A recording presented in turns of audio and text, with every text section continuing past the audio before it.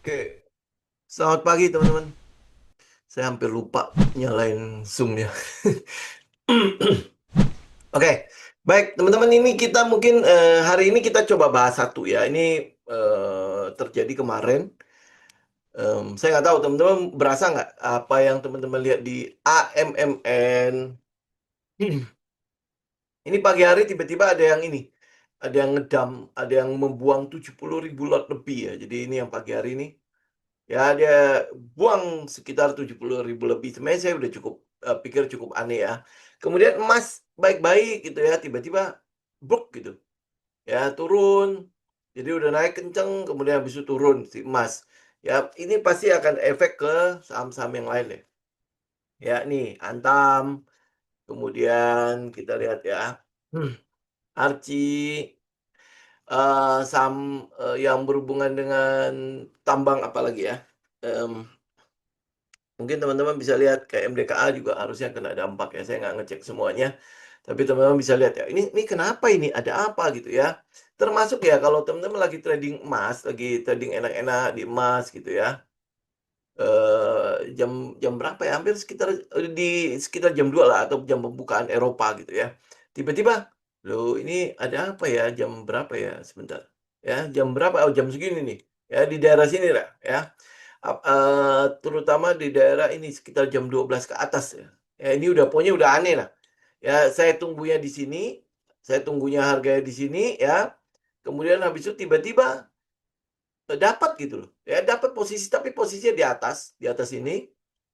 Kemudian habis itu stop lossnya di daerah bawah sini, bahkan di daerah sini ya. Pokoknya aneh.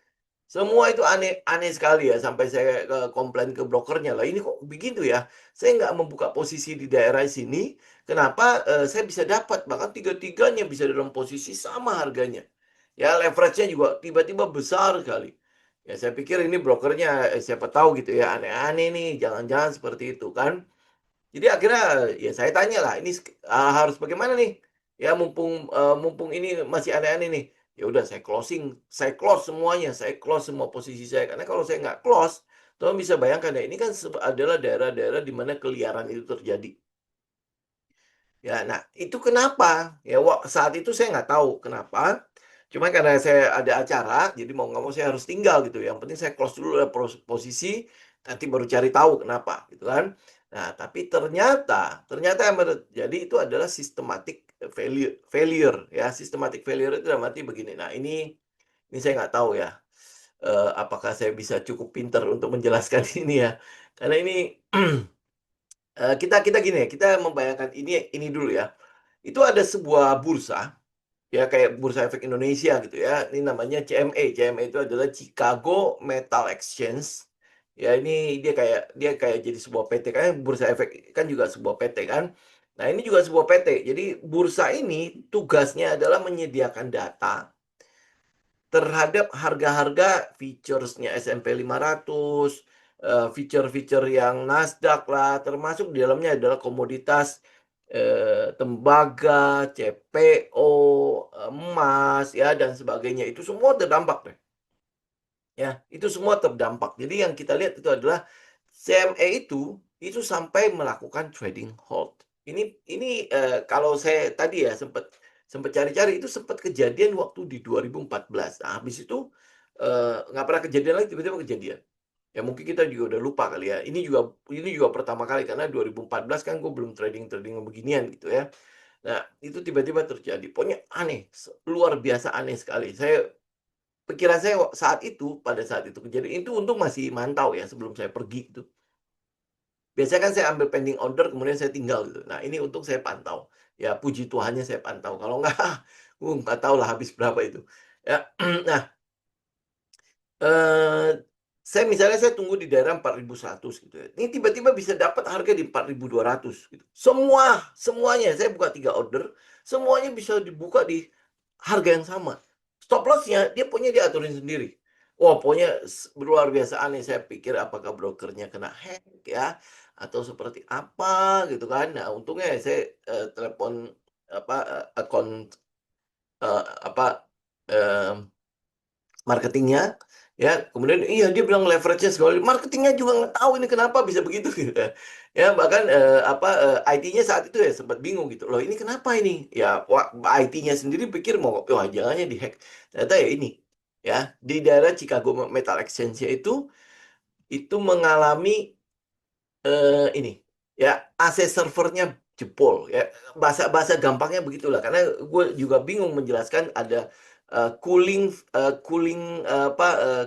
itu cooling di servernya itu jebol gitu loh ya jadi coolingnya itu tidak bekerja yang harusnya itu tugasnya untuk mendinginkan servernya itu nggak bekerja gitu loh ya jadi makanya bahasanya udah kayak gitu aja lah ya AC servernya itu jebol ya yang harusnya tugasnya mendinginkan itu server kan panas banget itu. Ya, itu panas banget. Jadi karena itulah makanya AC itu harus dinyalakan 24 jam.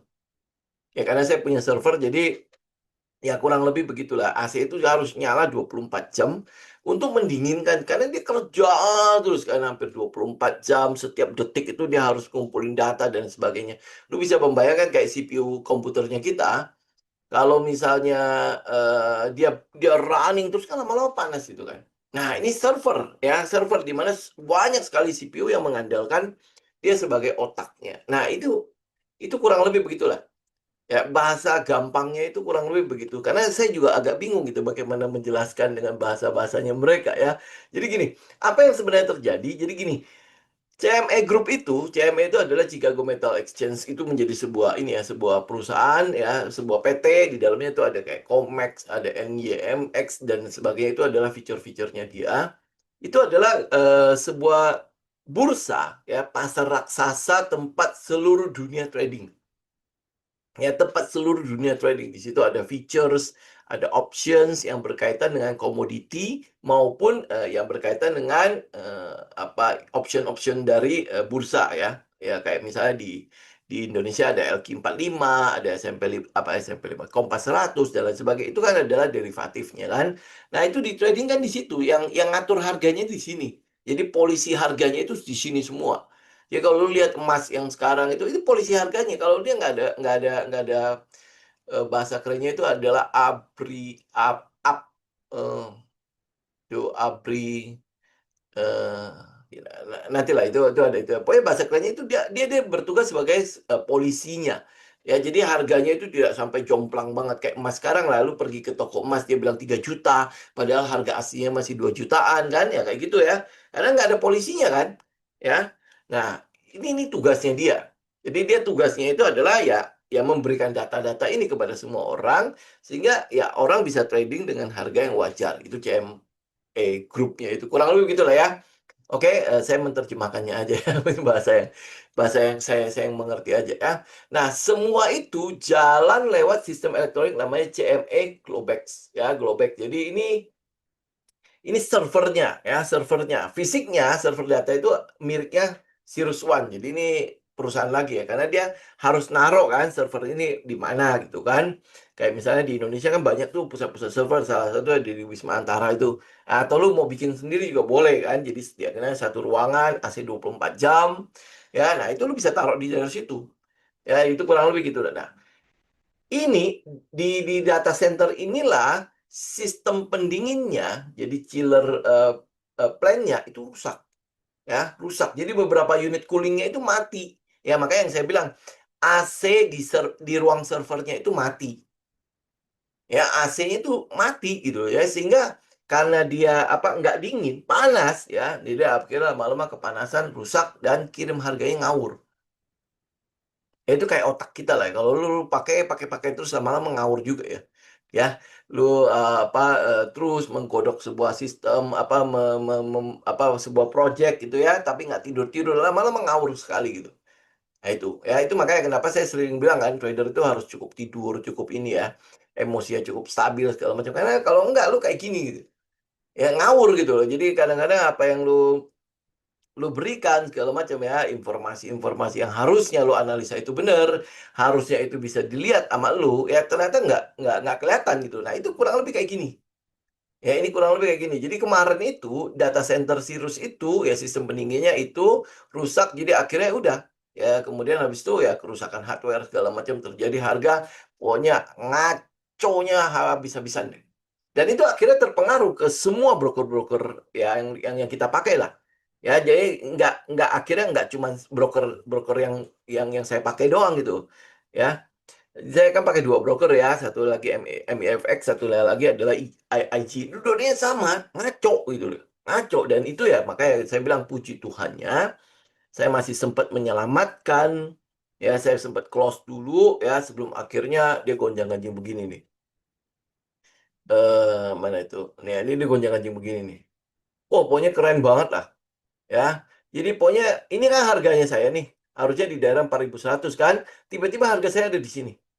Ini, harga saya ada di sini, stop loss saya ada di daerah sini. Lu kebayang nggak? Ini nggak mungkin kan kita bikin stop loss selebar begini. Ya kan? Ya, stop loss yang paling yang kita bisa bikin adalah dari sini dong. Ya kan? Ya, ini adalah harga yang kita mau masuk. Nah, karena ngaco ini semuanya ya udah berantakan. Ya, semua berantakan. Nah, untung saya berhasil close. Coba bayangkan kalau saya tidak berhasil close. Ini jarak dari sini ke sini, itu sudah berapa? Dan lu udah pasti akan habis uang berapa di situ. Ya kan? Uangnya bisa bisa habis berapa? Bisa berapa ratus persen lu akan habis karena ada leverage dan lain sebagainya kan. Nah, ini kayak gini. Gitu. Ya. Oke, nah. Semua itu karena kerusakan dari alat ini, pendinginnya. Jadi hampir semua pasar, ya akhirnya kan dimatiin kan. Jadi di benar-benar di trading halt ya. Jadi semua pasar di CME itu dihentikan. FX features-nya adalah forex-nya itu USD yen, USD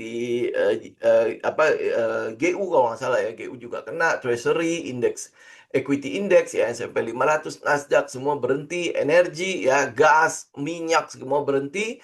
Agriculture ini yang saya cek itu kemarin itu adalah CPO. Karena kan kita berkepentingan ya CPO ya, yang lain saya belum itu ya. CPO juga berhenti, kemudian emas, perak, tembaga itu semua berhenti. Ya makanya kan saya juga pikir ya agak aneh gitu. Aman Mineral kenapa tiba-tiba turun 4%, 6% gitu, tiba-tiba duk gitu. Ya waktu pembukaan kan, kalau saya tidak salah ya. Ya padahal kita mungkin lihat katalisnya semua utuh, deh kenapa dia turun gitu? Kenapa kenapa tiba-tiba dia dia jatuh gitu. Jadi saat itu ya saya pikir ini cuma salah klik doang gitu. Ya ada 71.000 lot lebih, tiba-tiba peng ada di daerah bawah. Jadi ini orangnya terburu-buru sekali ya keluar ya. Ya gitu ya. Kemudian habis itu ya karena tidak ada data, tidak ada apa-apa gitu kan. Jadi udah ya saya beranggapan bahwa ya kelihatannya itu cuma error klikannya mereka doang kan, biasa terjadi di bursa kita kan. Jadi udah saya biarkan saja. Nah ya akhirnya apa? Tidak lama kemudian kita lihatnya itu di emas. Ya karena saya trading di emas. Jadi saya mau lihat loh, ini ada apa gitu kan. Nah hasilnya itu ya kurang lebih di sinilah ya. Jadi kalau teman-teman bayangin begini.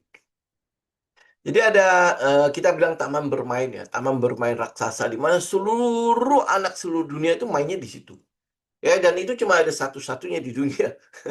Yaitu CME. Ya kayak gitu ya. Jadi semua anak dari seluruh dunia itu main di situ. Ya, ini bayangin ya, lu kalau misalnya kayak pelosotan itu kita bilang emas, ayunan itu kita bilang minyak, cungkit ya, itu ya. Yang tahu kan ya, yang mainnya dua anak itu. Nah, itu SMP 500, itu adalah features ya dan sebagainya. Tiba-tiba AC di taman bermain itu rusak. Lalu bisa bayangkan ya. Jadi ada potensi apa? Ada potensi anak-anak ini pasti panas ya. Kemanasan lu lihat sekarang lah ya. Anak kita mana bisa kalau nggak ada AC gitu kan. Jadi kalau wah ya ampun panas banget. Jadi pasti akan cari tempat ngadem kan. Ya lu bayangin kalau itu dalam sebuah ruangan dan itu tidak ada AC-nya. Ya pasti semua orang ada wah teriak-teriak dan lain sebagainya toh.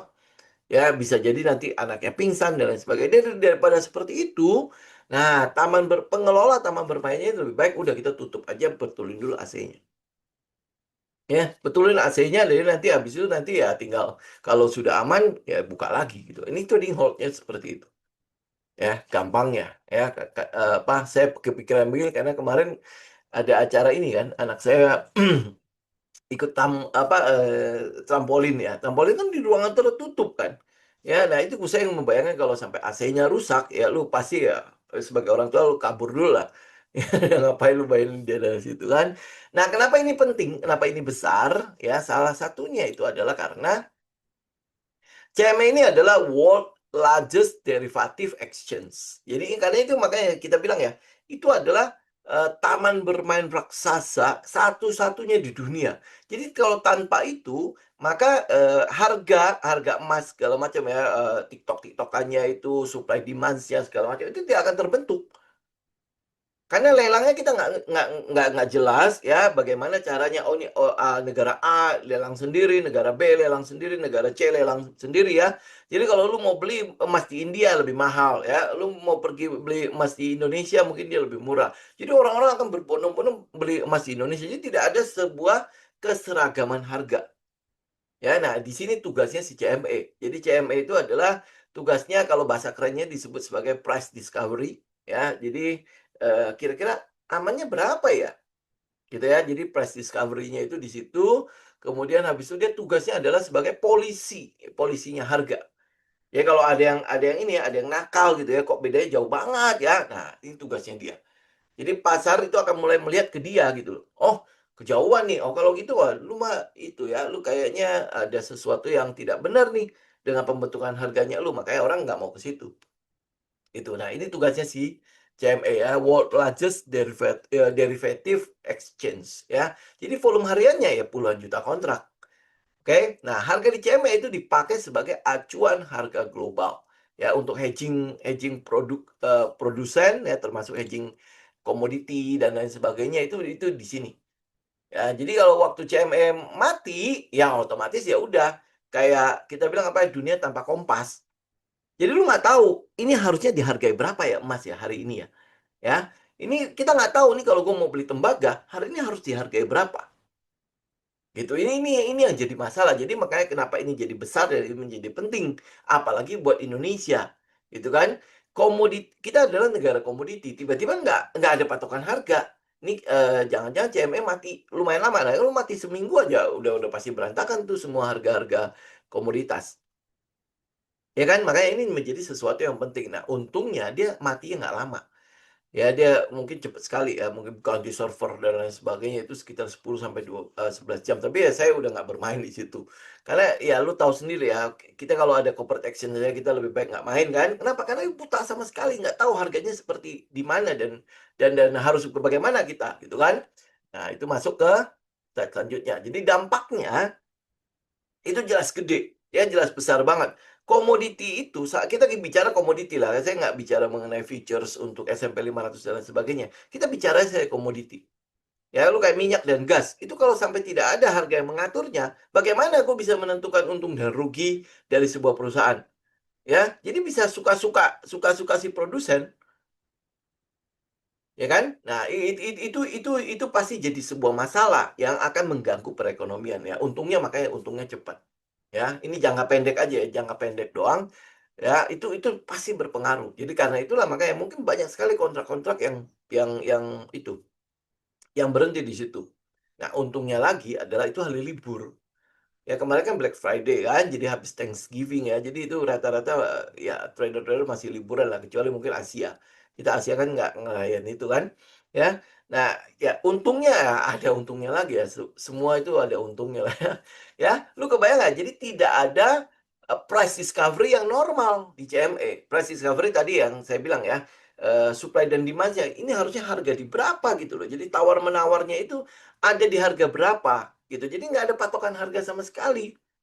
Jadi trader dengan algoritma, lu kebayang kalau misalnya kita menggunakan ini, menggunakan expert advisor ya, pakai algoritma segala macam itu udah pasti kacau kacau beliung ya, kacau balau banget gitu. Ya kayak misalnya contoh lah ya, kalau misalnya lu pakai algoritma untuk menaruh stop loss dan sebagainya kan, itu udah pasti ke trigger. Ya kalau tiba-tiba kebeli gitu kan, kebeli dan akhirnya stop loss-nya lu nggak ngapa-ngapain dan itu lu nggak ngecek ya karena selama ini algoritma kita fine-fine aja kan. Benar nggak ya? Nah, kebayang nggak betapa besar kerugian yang ditimbulkan karena market ini tek gitu, tiba-tiba shutdown gitu. Ya, itu jadi kayak dibilang ya buta sebelah. Jadi kita nggak tahu apa yang harus dilakukan. Nah, broker sama platform ikut bingung. Ya, memang iya bingung mereka. Gue telepon mereka pun mereka nggak tahu ya. Cuman tahu-taunya adalah, ih kenapa leverage-nya jadi gede banget gitu. Ya, leverage. Jadi antara harga beli dengan harga harga aslinya, ya harga beli Ini kan leverage itu kadang-kadang dihitung sebagai fee-nya broker juga kan ya. Nah itu tiba-tiba gede banget, besar sekali. Ya dan itu tidak pernah kejadian sebenarnya. Maksudnya selama selama itu ya, selama saya trading tuh nggak pernah gold itu sampai dia punya spread itu sampai bisa 1.000 lebih. Ah, itu saya juga kaget gitu kan. Itu benar-benar, wah ini gimana nih? Untungnya masih bisa keluar sebelum trading hold. Ya, ya kayak Indonesia lah. Lu coba bayangin kalau sampai dia kena hold ya. Kemudian habis itu kita nggak sempet keluar. Begitu di open gimana? Oh, langsung kan gap down kan. Semua orang udah panik segala macam. Lu gap down udah pasti habis tuh. Ya, apalagi kalau kalau di forex, kalau di gold ya kejadian seperti itu. Itu ada leverage yang begitu dia gap down, udah pasti margin call. Ya. Oke, jadi ini udah pasti gila dah. Pokoknya ini gila. Saya nggak tahu yang rugi itu dibayar enggak apa. Ya, ini harusnya sih pasti enggak itulah ya. Cuma ini kerugiannya nggak tahu nanti siapa yang tanggung ya. Likuiditas sudah pasti turun. Ya semua orang berhenti. Ya semua orang berhenti. Makanya spread-nya itu akhirnya melebar. Semua orang karena berhenti trading. Karena masalah kayak gitu siapa yang berani? Ya lu buta gitu ya. Lu nggak tahu jalan di depan lu seperti apa. Apa yang lu lakukan? Ya gue berhenti dulu lah.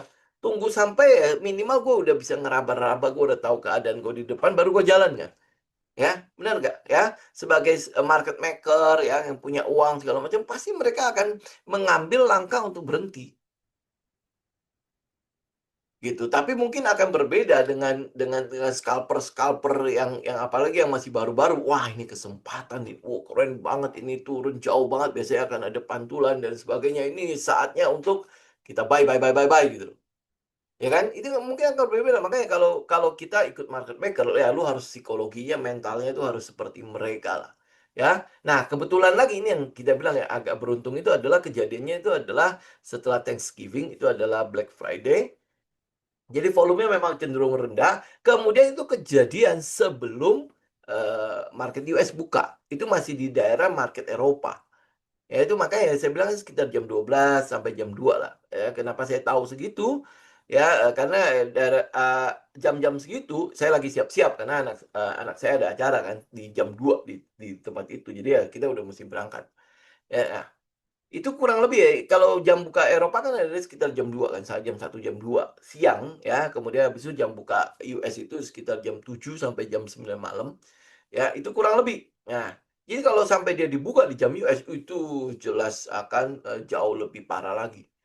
Ya karena itu adalah pasar paling ini ya, paling aktif sekali karena itu adalah pasar overlapping antara Eropa dan US, termasuk Asia juga masih aktif karena itu masih jamnya masih inilah, masih masih kita bilang masih pagi lah ya.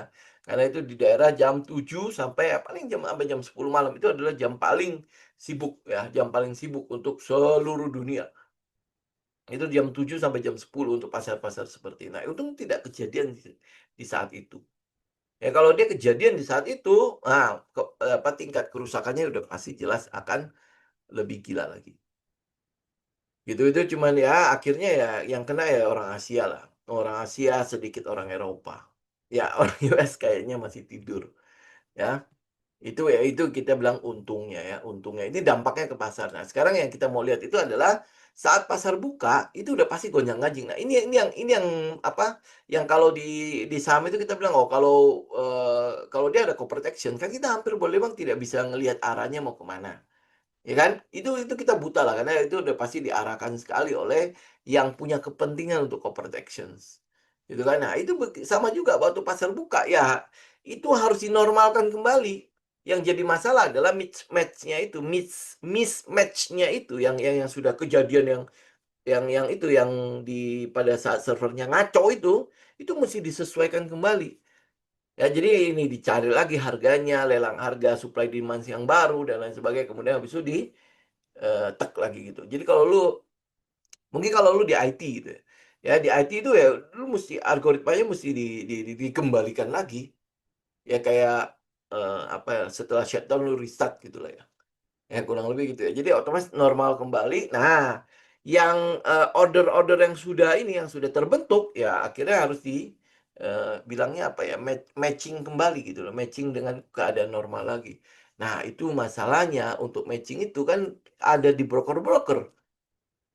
Ya kan kalau posisi-posisinya masih banyak sekali yang kebuka, itu Itu yang apa, yang dikatakan apa, adjustment-nya itu udah pasti sangat-sangat susah sekali. Jadi karena itulah makanya pada saat pasar buka, nah apalagi itu untungnya lagi ya buat saya ya, itu Jumat.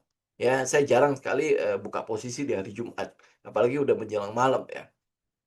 Saya enggak ya. Jadi nah untungnya lagi adalah ya itu, kemungkinan besar banyak sekali trader yang juga tidak buka oposisi di saat Jumat. Jadi karena itulah makanya volumenya jelas akan, sangat turun sekali. Jadi tingkat kerusakan ya untungnya lagi itu mungkin tidak terlalu parah, ya dibandingkan dengan harga apa, hari-hari, normalnya, ya, oke. Nah ini menjelaskan kalau ya secara singkatnya beginilah ya, kalau lu lihat ada penurunan pada, saham-saham komoditas kemarin, itu murni karena teknikal, ya bukan karena fundamental. Oke, murni karena teknikal. Kesimpulannya apa? Buy the dip. Ya, kesimpulannya kurang lebih begitu ya. Kita ngelihat ada lagi nih, harga komoditas itu tidak ada masalah, yang bikin ngaco itu adalah sistemnya. Yang bikin ngaco itu adalah sistemnya. Itu makanya kalau lu dapat, pandangan seperti itu, view-nya seperti itu, ya kita kan nggak perlu ngapa-ngapain. Yang bisa kita lakukan adalah malah ini kesempatan kita buat nambah. Ya, kenapa? Tidak ada urusan dengan fundamental. Ini benar-benar urusannya soal teknikal. Teknikal dalam arti alatnya, ya, mesinnya. Tidak ada hubungannya soal supply demand, tidak ada urusannya soal harga, tidak ada urusannya soal fundamental perusahaan atau tambang-tambang yang sedang bermasalah, tidak ada urusan soal musim-musim yang mempengaruhi musim tanam gandum lah, CPO lah, sawit lah, dan sebagainya. Tidak ada urusan soal itu. Oke, ya. Jadi kalau misalnya kemarin ya, saya nggak tahu ya, kemarin kenapa tidak ada yang nanya ya, ini Aman Mineral apa tidak banyak yang ada di Aman Mineral ya. Ya, saya agak bingung gitu loh. Loh, kok diem aja gitu loh, dia komunitas juga diem aja ya. Tapi itu jelas itu adalah technical ya, problem di technicalnya.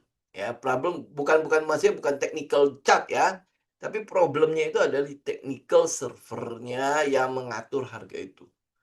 Oke, jadi kalau lu lihat karena dia tidak lama, ini kalau lama sih mungkin, itu ya akan, apa ya, mungkin akan berbeda kita ngomongnya ya. Tapi karena dia tidak lama cuma 10 sampai, 11 jam, jadi efeknya itu bukan langsung crash. Ya, tetapi dia mungkin memang meningkatkan ketidakpastian betul ya, saat itu ya. Tapi kalau misalnya udah seperti itu, kita udah tahu bahwa, oh ya udah penurunannya udah kita fine-fine aja, kita baik-baik saja. Penurunan ini malah bisa menjadi ajang buat kita baik. Ya, kita bisa ngumpulin lagi, harganya pasti jauh lebih murah. Gitu. Ya, selama dia itu ya semua tren-tren semua oke ya, masih utuh ya. Nah, dari pasar komoditas ini yang kita bilang ya, untuk ini COMEX ya, ini COMEX adalah salah satu ini ya, salah satu, bagian dari si, CME-nya itu untuk gold futures, untuk oil, gas, agriculture ya, CPO, gandum dan lain sebagainya, metal ini semua terdampak udah pasti. Ya, pada hari itu semua buta. Jadi kalau lu tradingnya itu adalah scalping, swing yang memang adalah di time frame kecil, itu pasti harusnya ya, tindakan kita adalah berhenti. Ya, tindakan kita harusnya berhenti saat itu, jadi kita tidak melakukan apa-apa sampai itu jelas. Ya, kayak sekarang ya kan udah jelas ya. Ya ini juga saya baru cari semalam. Ya ini kenapa ini? Ya saya baru, sampai di rumah itu sekitar jam 7 jam 8 kali ya. Nah itu saya baru cari, ya ini kenapa nih? Jadi karena saya tidak punya posisi, saya nggak pusing kan di luar kan, ya. Jadi ya udah saya baik-baik aja. Ini mau pulang sampai jam 10 malam juga sebenarnya saya nggak tahu pusing karena saya nggak ada punya posisi di situ. Coba bayangin kalau saya punya posisi, udah pasti saya nemenin anak saya udah pasti dengan uring-uringan. Ya ini kenapa ya? Ada apa ya? Wow, kayak gitu kan. Karena saya tutup posisi itu karena udah yang penting, saya nggak tahu kenapa, si brokernya juga nggak tahu kenapa, bahkan IT brokernya juga nggak tahu kenapa kan, karena mungkin ya sama-sama belum dapat informasi gitu kan.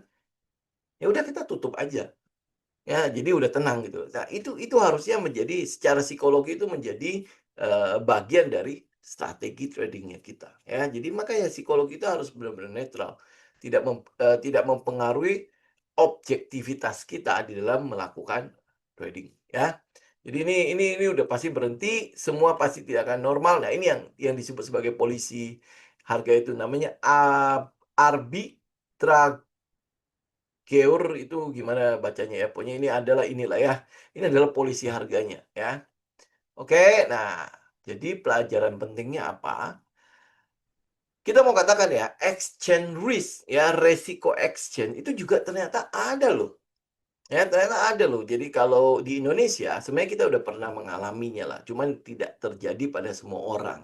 Ya, di mana waktu itu, tahu ya, uang-uang retail tiba-tiba hilang itu. Ya, itu namanya exchange risk. Ya, resiko exchange. Di luar dari market risk atau resiko pasar, di luar dari resiko likuiditas, di luar dari counterparty resiko. Jadi counterparty resiko ini biasanya adalah saham-saham gorengan. Jadi ada apa ada orang-orang yang berkepentingan di daerah pergerakan harganya, ya yang namanya counterparty risk. Ya kalau di Indonesia kita sebutnya gorengan, ya jadi itu kayak gitulah ya. Jadi ya makanya ya counterparty ya lu udah tahu seperti apa, liquidity risk ya lu udah tahu juga seperti apa. Jadi saham-saham yang likuiditasnya kecil-kecil itu resikonya pasti gede. Ya naiknya kencang, turunnya kencang dan sebagainya itu kan adalah resiko dari likuiditas ya, resiko pasar ya you know lah. Itu udah umum kan. Nah, ternyata di kejadian kemarin itu membuat kita perlu sebenarnya mempertimbangkan namanya exchange risk. Ya, exchange risk. Jadi buat eh, teman-teman yang segelintir itu sudah pernah mengalami exchange rate di Indonesia ya pada saat yang katanya dihack gitu ya. Akun-akunnya dihack, uangnya tiba-tiba hilang. Nah, itu salah satu dari exchange rate. Ya, nah bagaimana cara kita itu ya? Bagaimana cara kita apa eh memanage resiko dari exchange itu. Ya, lu berarti jangan menaruh ya telur di satu tempat. Ya, jangan menaruh telur di satu tempat. Itu makanya. Ya, yang saya bilang, jadi kalau misalnya kita trading gold, ya, lu kan berarti trading gold doang kan? Nggak ada di saham misalnya. Itu kan kita sama aja menaruh telur kita di satu tempat. Ya, karena itulah makanya kenapa di saham saya juga akhirnya ke trading gold, ke trading forex ya. Karena saya mencoba untuk mengecilkan risiko dari exchange ini. Kalau seandainya saham kena, saya masih punya gold. Kalau kemarin ya gold kena, saya kan masih punya saham. Ya kan saham tidak semuanya adalah saham komoditas kan, ya kan? Nah itu pasti ada yang saham-saham di luar itu. Jadi masih kita aman. Jadi contoh kayak kemarin ya, Umi jadi kan, kemudian habis itu apa CBDK jadi, ya benar ya CBDK ya 20% kan, ya. Nah, kemudian habis itu ini kan tidak ada hubungannya sama komoditas ya. Saya lupa ada satu lagi yang naik saham kita apa ya? Saya lupa. Ya, teman-teman cek sendiri lah ya. Ya, jadi ini kita bilang exchange risk, ya. Oke. Nah, kemudian ya kejadian ini mengikat adanya infrastruktur atau venue risk ya. Ini bahasa-bahasanya tahu keren-keren ya kadang-kadang. Oh ya, Tekim juga naik ya, Humi juga naik. Oke. Ya. Nah, artinya apa? Bursa itu atau digital zaman-zaman digital begini itu kan lalu gini deh. Kayak minggu yang lalu ya. Minggu lalu CPU saya kan rusak. Ya layar biru kan. Ini apa saya pakainya udah terlalu over ya, ini CPU-nya kasihan juga gitu kan. Ya, ternyata waktu saya bawa yang kena itu adalah SSD-nya. Jadi hard disk-nya yang kena karena memang ya apa kerjanya lu lihat sendiri kalau yang sekarang itu ada Zoom ya, ada jadi semua memori itu hampir hampir benar-benar kepake gitu kan. Jadi ya itu pasti akan menimbulkan sebuah resiko kan. Jadi CPU-nya akhirnya jebol. Ya, CPU jebol, ya untungnya lagi jebolnya itu di Kamis kalau nggak salah ya. Jumat kita masih itu ya, masih Zoom ya. Ya kurang lebih ada. Kemudian habis itu ngelewatin beberapa hari em, di hari biasa. Jadi udah mulai benar-benar normal itu di hari Kamis. Ya CPU saya, ya saya bawa soalnya itu udah kepikiran apa CPU ini sudah harus diganti, sudah harus diupdate. Katanya nggak usah, oh cuma SSD doang ya sudah SSD doang. Ya ini adalah salah satu dari ya resiko yang nyata banget ya. Jadi karena itulah makanya kalau lu lihat begini, penting nggak yang namanya risk management? Ya, udah bolak-balik cuma di situ aja gue ngomongnya ya. Pasti teman-teman, "Ah, ya ampun, balik lagi ke situ." Penting nggak risk management? Jadi kalau dibilang ya, kita harus punya risk management, stop loss, position sizing, leverage-nya jangan sampai gede-gede, dan lain sebagainya. Ternyata kita juga perlu mikirin adalah, apakah kita perlu punya akses ke bursa-bursa lain. Ya mungkin oke, Indonesia nggak gitu bagus. Ya pada saat ya saya harus katakan ya teman-teman ya, pada saat lu udah punya uang yang gede, yang terlalu besar, sebenarnya, likuiditas di Bursa Efek Indonesia itu udah tidak terlalu memadai untuk teman-teman trading ya, ini kita bilang ya, dalam angka yang besar. Ya, karena itu lalu butuh ya, nantilah kita lihat ya pelan-pelan, gua juga sudah mulai mengarah ke situ. Lu harus buka pasar yang baru. Ya, mau pasar US kah, mau pasar Jepang kah, atau pasar Hong Kong kah, itu adalah likuiditas-likuiditas besar. Ya, jadi lu mau taruh likuiditas gede di situ ya masih bisa. Kalau di Indonesia, mungkin kalau ini ya dalam dalam arti 1-2 M ya, kemudian habis itu lu punya position sizing mungkin masih bisa. Ya, tapi kalau udah di atas itu, ya saya mungkin, harus harus itu ya, harus menyarankan teman-teman mungkin udah boleh cukup berhati-hati. Karena walaupun oke lah kita masuk di daerah sideways segala macam ya, tetap akan ketahuan. Ya lu ambil contoh lah SMDR aja, SMDR ya. Lu masuk misalnya, kita ambil lah 2M lah ya, 2M modal gitu ya. Jadi kalau lu bagi dalam position sizing, per sahamnya itu mungkin akan jatuh itu sekitar ya 300-400 jutaan. Ya per 300-400 jutaan. Nah kalau lu masuk setiap, oke lah kita ambil lah ya, kita cicil lah ya 100 juta, cempeng teng teng teng teng teng 100 juta ya, berarti kan 4 kali masuk. Ya, 4 kali masuk itu udah 400 juta masuk ke situ. Kalau lu bisa bagi dalam 4 kali. Ya kalau misalnya, oh tiba-tiba, tang naik gitu kan. Jadi lu punya kayak apa ya, kayak setup, ini berarti nggak bisa nih cicil 4 kali, cicil 2 kali, berarti kan 200 juta 200 juta. Teng teng teng gitu kan. Itu udah pasti ketahuan. Ya dengan likuiditas segitu gitu. Apalagi kalau misalnya ini kalau kita baru bicara 2M. Ya saya baru sampai level itulah ya. Kalau misalnya lu bicara 5M, 10M, itu udah pasti berbeda lagi kan. Lu mau position sizing seberapa? Position sizing seperti itu ya, lu paling akhirnya mentok-mentok di sekitar anggaplah 8 saham lah. Atau oke lah, gua bilang 10 saham lah satu portfolio gitu ya. 10 saham. Ya berarti kan satu saham lu isinya sudah 500 jutaan. Ya 500 jutaan. Nah, bagaimana cara lu beli di bawah? CBDK mungkin oke lah, dia biarin lu 500 juta oke. Ya emas mungkin dia biarin lu. Ya kan? Kenapa? Karena itu memang harganya sudah tinggi kan. Tapi yang lebih favorit kan adalah lu mencari harga-harga yang kalau bisa di bawah 100, di bawah 200, di bawah 500 kan. Karena peng-peng-pengnya itu kan lebih gede ya. Ya kan? Nah, itu adalah bagian dari risk management itu nantilah ya kita kita kita bicara kalau sudah sampai ke situ. Ya. Ya udah pastilah kalau apalagi masuk 10M ya udah selesai. Itu mungkin udah membatalkan semua yang kita analisa kali, Pak. Ya, oke? Nah, ini jadi miliki SOP-nya lah, miliki SOP. Jadi kalau bursa mati ya stop trading, jangan nggak usah maksa-maksa menebak ya. Sama kayak kita bilang ya, ada corporate actions ya, gue lebih baik nggak nebak-nebak dia kemana gitu ya. Ya udah, gue nggak maksain gitu. Ya karena ya saya juga nggak punya SOP untuk ngelihat, bagaimana corporate action dan lain sebagainya. Itu mungkin salah satu SOP-nya. Sama kayak kemarin ya, oh karena, si brokernya juga nggak jelas, IT brokernya juga nggak jelas, ya lebih baik gua matiin semua posisi lah.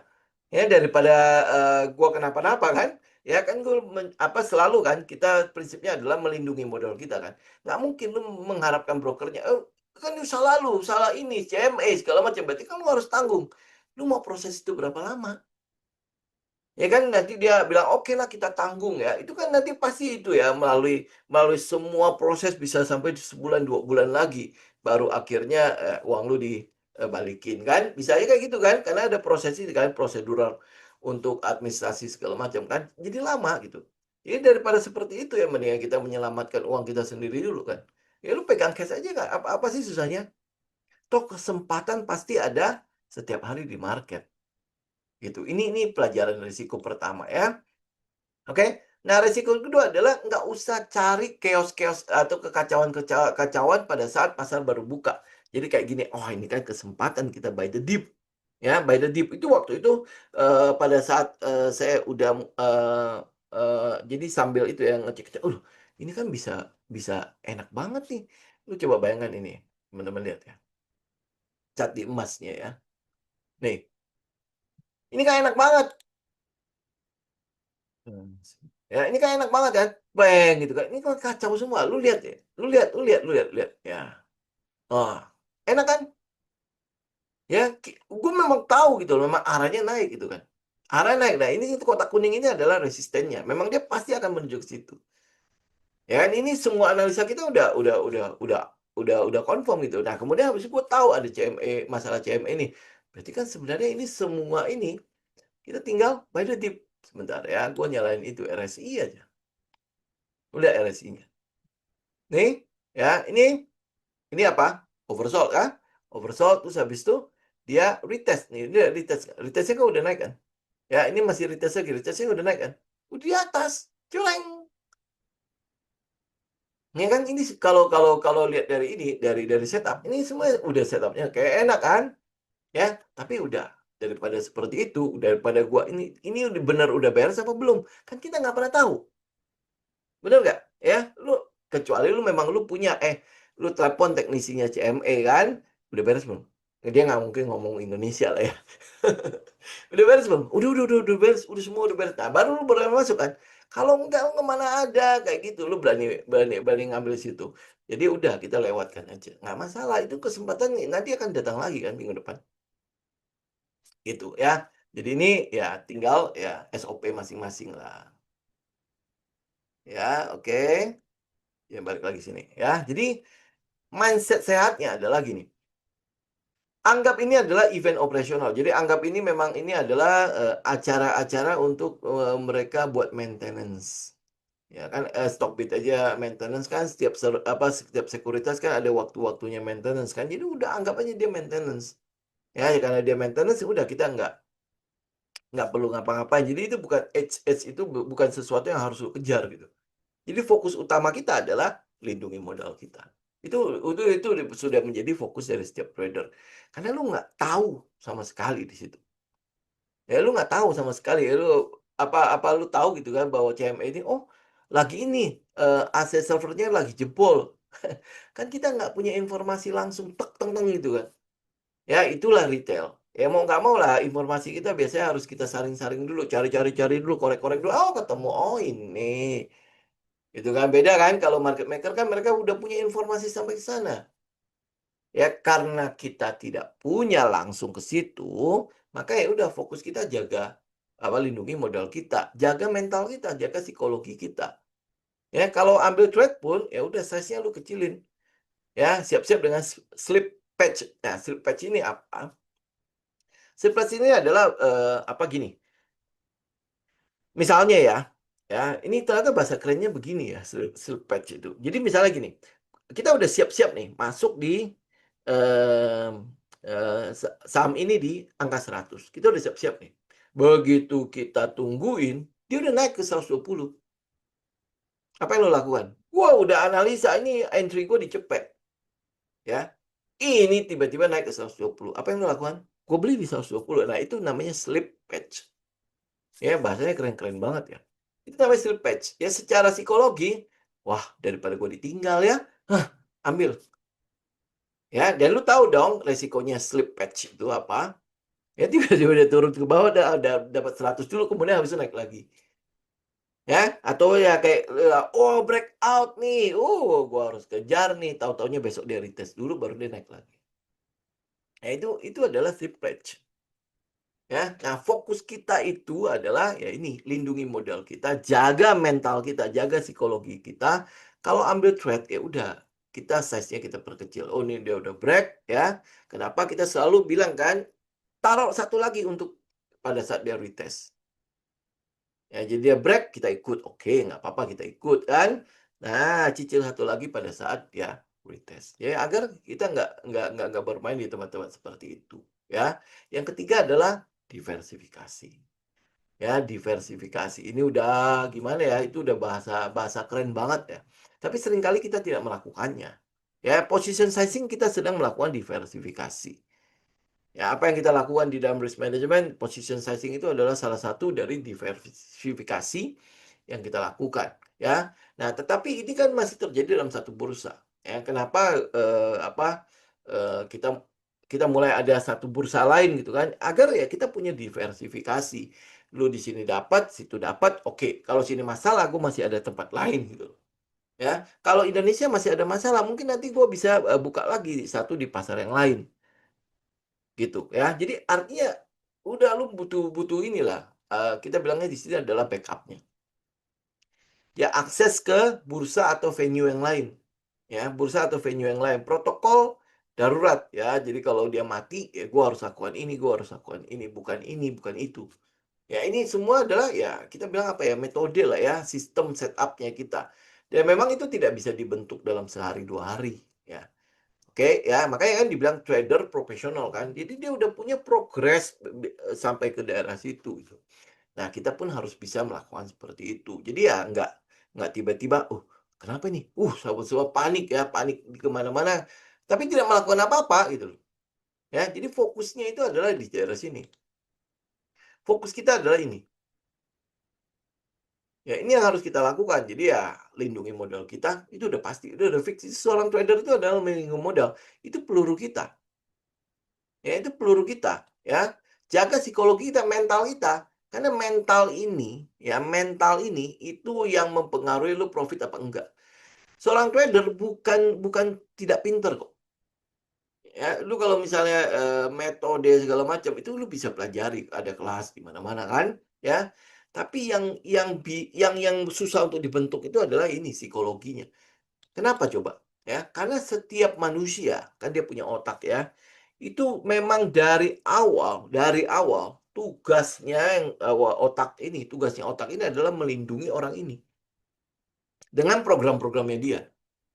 Ya, dengan program-program yang sudah dia pengalaman yang sudah dia alami dalam hidupnya sehingga akhirnya membuat dia memiliki sebuah program untuk melakukan deteksi bahaya. Deteksi bahaya dalam arti gini loh. Kalau dia keluar dari zona yang dia tidak kenal, ini bahaya. Ya, kalau dia keluar dari zona yang tidak dia kenal, ini bahaya. Nah, jadi kalau misalnya trauma-trauma tentang, kalau begini akan kehilangan uang. Kalau begini lu akan losing, hilang uang. Kalau lu hilang uang, lu akan kena begini. Bang, bang, bang, bang, bang, bang. Pokoknya semua ya. Tahu sendiri ya. Kalau lu salah belanja, bagaimana diomelin orang tua kan? Lu salah misalnya salah ngambil keputusan dalam keuangan lah ya. Bagaimana istri ngomelin, anak ngomelin, ya orang lain ngomelin, bos lu ngomelin dan lain sebagainya. Sehingga lu punya sebuah program untuk melindungi diri lu.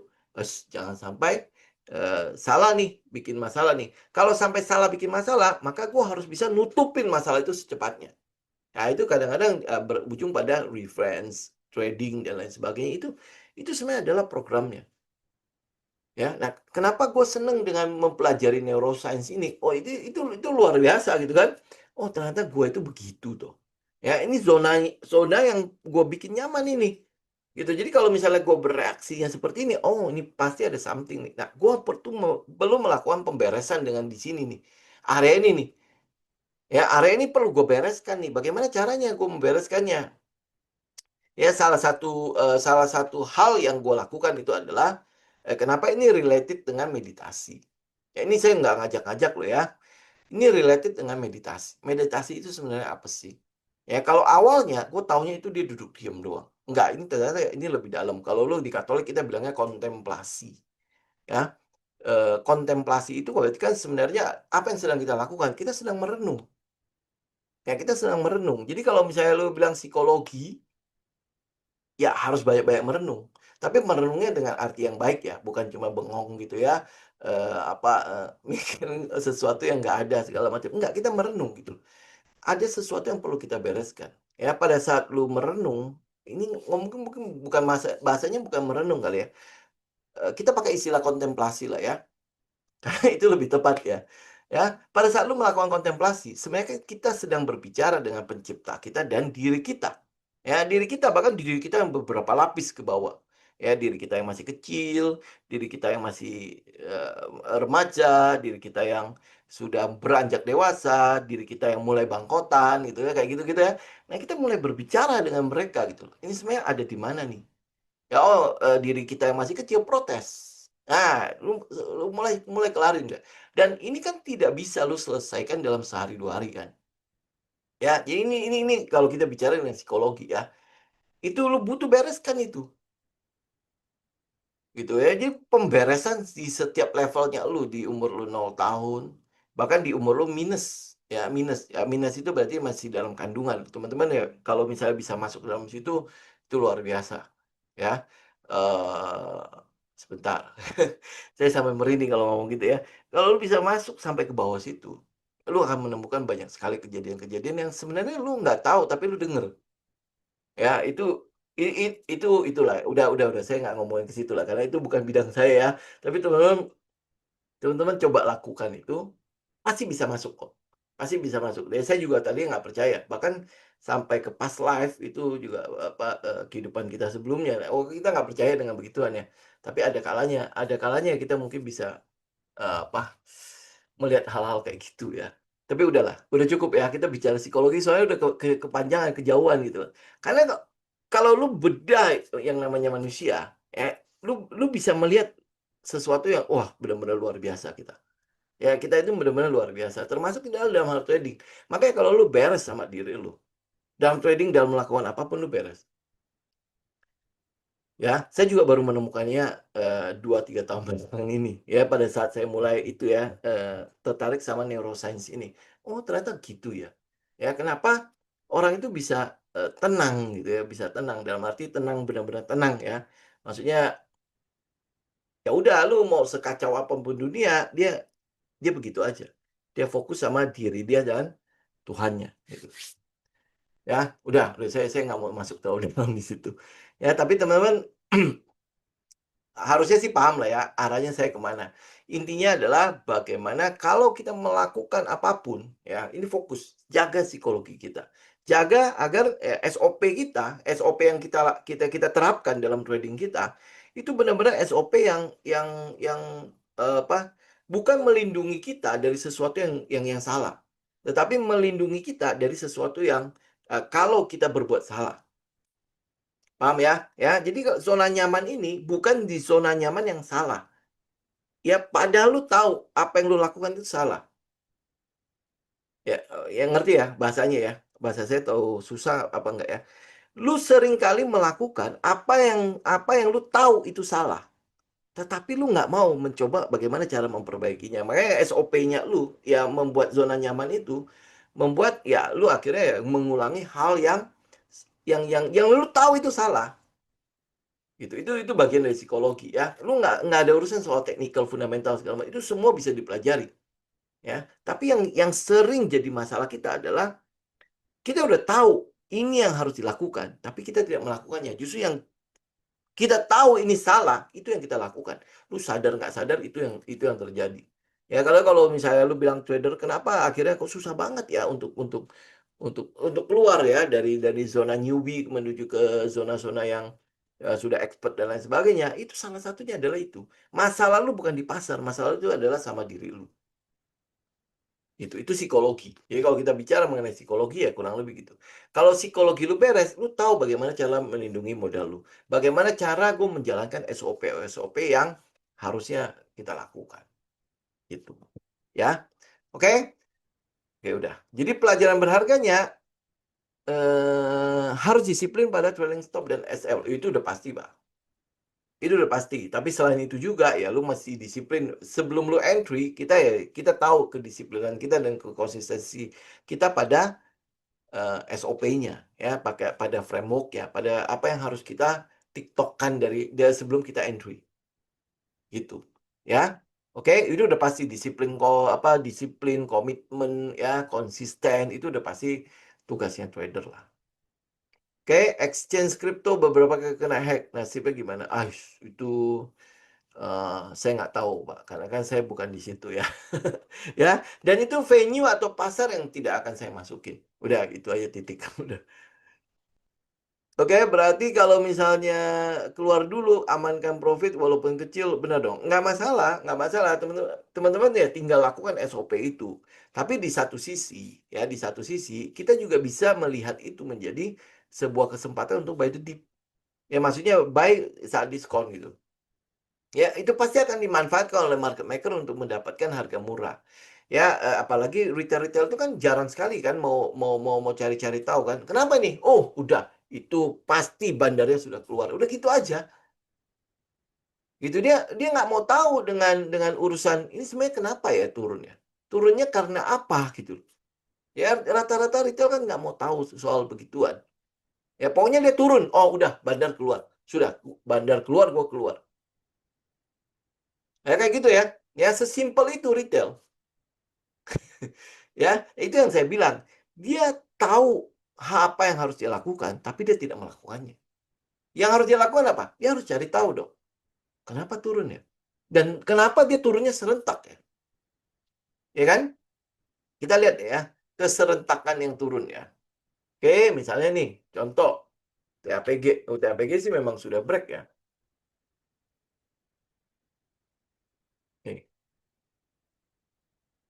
Ya ini TAPG kan dia turunnya kemarin malah naik ya. Oke, nah kemudian habis itu kita lihat yang tembaga lagi apa ya? Medco juga kayaknya turun ya. Nih. Oh, dia udah ini ya, udah mendatar ini Medco ya. Ini dia sempat turun sampai ke berapa ya? Eh, sampai ke berapa sih ini? Coba kita lihat ya di 1 jam deh. Dia sempat turun di ini pagi kan? Ya. Dia sempat turun sampai tiga 3,5%, ya sempat turun sampai ke situ. Kemudian harusnya NRG ya, NRG juga eh, apa minyak kan, ya NRG itu sempat turun 4,46%, ya kemudian habis itu kita lihat apa lagi ya, satu lagi minyak. Saya nggak tahu, kita coba lihat ini ya, jangan bumi. ADMR kena nggak? Nih. Ya, ADMR itu sempat turun mana jam 9. Nah, ini. Ya, dia sempat turun. Ini turun sampai ke hampir 5%. Kemudian habis itu em, oh, Tins coba ya. Tins ada nggak ya di CME ya? Nah, Tins itu sempat turun nih.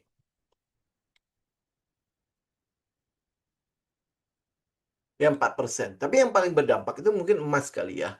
Ya, karena itu langsung langsung kelihatan banget kok emasnya kan. Ama Mineral kan adalah tambang emas kedua terbesar selain selain tembaga kan. Itu adalah si aman ya. Jadi kalau dia akhirnya dia turun itu juga sebenarnya ya wajar ya. Tiba-tiba jebret kan. Ya jebret berapa jauh ya. Ini sampai ke 6,45. Ya mungkin kalau lihat Freeport juga pasti kena nih. Freeport itu McRelen FSC. Freeport udah selesai malah. Oh, karena dia pas pasarnya udah baik ya. Ini udah nggak sempet turun karena kan buat pembukaannya kan setelah pasar udah selesai. Gitu teman-teman. Ya, untuk hari ini ya paling saya bahas itu doang sih ya. Jadi kalau lu tanya apa saham-saham komoditas kemarin, ya itu kurang lebih begitulah. Ya itu yang kita lakukan. Jadi ya ini mungkin jadi pelajaran kita lah ya bahwa ya ternyata ya resiko itu ada di mana-mana. Ya apalagi kalau kita berhubungan dengan sesuatu yang kadang-kadang itu di luar pengetahuannya kita. Dan lu butuh waktu untuk memprosesnya. Ya karena ya itulah nasib nasib jadi retail itu seperti itulah. Ya, nah kalau jadi lu tahu posisi lu. Lu tahu posisi gua retail. Ya, kadang-kadang gua ada miskomunikasi dengan ya lebar lebar miss gua itu bisa gede banget dengan market maker kan. Ya, karena ada kelebaran ini, ya makanya gue butuh risk management kan. Gue butuh, kalau gue nggak tahu apa-apa, tapi ini sedang terjadi sesuatu di situ, nah makanya gue mengambil tindakan seperti apa. Gitu, memposisikan kita menjadi seorang retail gitu. Jadi nggak dikit-dikit, bandar, gini, ini, gitu kan. Ya, jadi nggak perlu menebak, kita objektif aja. Jangan jangan subjektif kita yang jalan, objektif kita yang jalan. Ya, bagaimana cara kita membuat objektif? Ya, itu tadi framework kita, ya, setup kita, metodenya kita. Itu membuat kita objektif. Ya, kenapa? Karena kenapa kita bilang itu menjadi objektif? Karena ini sudah kita uji. Ada win rate-nya. Win-nya berapa, loss-nya berapa. Ini bukan berarti win terus ya. Gue nggak, makanya saya bilang ya, nggak ada metode yang win terus setiap saat ya. Dia win berapa, loss berapa. Karena gue udah tahu ada potensi loss segini untuk mendapatkan win segini, ya sudah. Loss ini bisa gue terima nggak? Oh, kalau bisa ya sudah, gue toleransi dengan ini. Gitu. Ini metode. Ya, karena gue sudah berdamai dengan metode gue, ya makanya udah, kalau dia loss ya udah, sudah loss. Itu stop loss, trailing stop kan. Dia sudah loss. Tapi kalau dia kena loss, maka gue tahu loss itu adalah yang memang gue rencanakan. Gitu ya. Kalau dia kena trailing stop, ya memang itu adalah untung yang sudah gue rencanakan. Ya, rencanakan segitu. Tapi kalau dia bisa kasih gue lebih, ya gue ikut. Gitu aja gitu loh. Sesimpel itu menjadi seorang trader retail. Ya, kalau lu menjadi seorang trader yang sudah market apa si MM lah ya, si market maker, mungkin akan berbeda. Kita nggak ngomongin soal kepasrahan seperti ini. Kita yang menggerakkan market. Itu berbeda kan, ya. Berarti kan kalau kita menggerakkan market, maka data kita harus cukup lengkap. Gitu. Nah, kalau kalau kita retail, artinya ya kita butuh data itu betul, ya. Bagaimana si market maker ngelihat ini ada something di sini nih. Ya, ada something di situ. Minimal kita jaraknya nggak tahu jauh lah. Ya, misalnya, minimal gue 1 kilo, gue masih bisa ngeliat apa ya, bentuk-bentuk badannya segala macam. Oh itu market maker loh. Ya, ini bukan buta-buta banget gitu ya, bukan cuman udah jauh banget jaraknya, udah 5-6 kilo ya. Tapi kita secara subjektif bilang, itu market maker nih, ayo kita kejar itu. Jangan begitu gitu loh. Jadi kita retail mencoba untuk mendekatkan sedekat mungkin dengan apa yang dilihat oleh market maker. Itu tugas kita. Ya, tugas setup kita, tugas framework-nya kita. Dan lu mesti jalanin itu secara konsisten, secara disiplin, secara ya komit gitu. Ya. Oke. Oke, untuk hari ini ya mungkin ya itu ya topik kita ya.